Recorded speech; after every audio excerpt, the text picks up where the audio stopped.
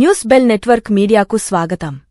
శ్రీకాకుళం జిల్లా పాతపట్నం నియోజకవర్గం మెలియాపుట్టి మండల జనసేన పార్టీ గరిజన నాయకులు డిప్యూటీ సీఎం చిత్రపటానికి పాలాభిషేకం చేశారు.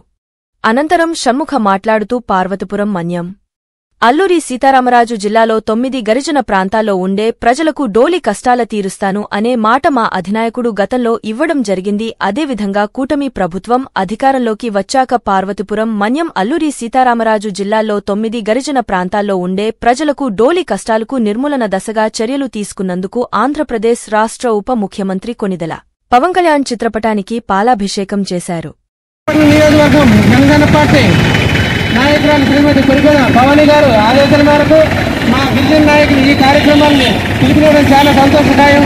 కాబట్టి ఈ కార్యక్రమాన్ని ముందుగా మన షణ్ముఖరావు గారు, అలాగే రామ్మూర్తి గారు, మన కిరణ్ కుమార్ గారు, మిగతా నాయకులందరూ కూడా మన పాలాభిషేకంలో పాలు పంచుకోవాలి.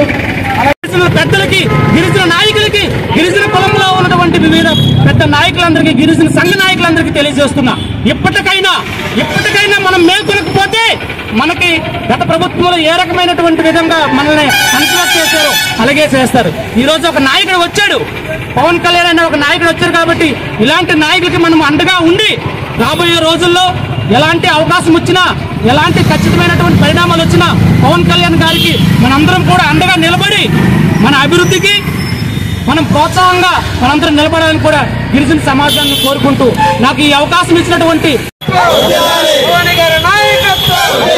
జై జనసేన.